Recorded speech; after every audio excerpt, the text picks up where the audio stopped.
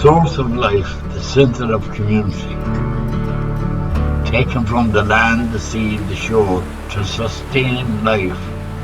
But much more than that, food has been central through the ages in creating community, conceiving traditions, and providing identity to the Western world.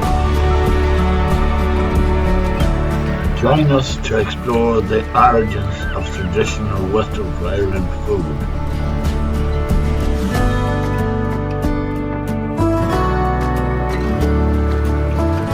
And explore through the ages, starting with the Fullacht Fia from the Neolithic period.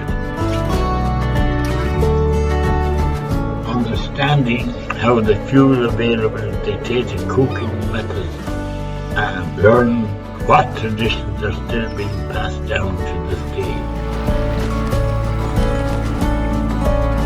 The Hearth Community is a unique exploration of the anthropology of Irish food.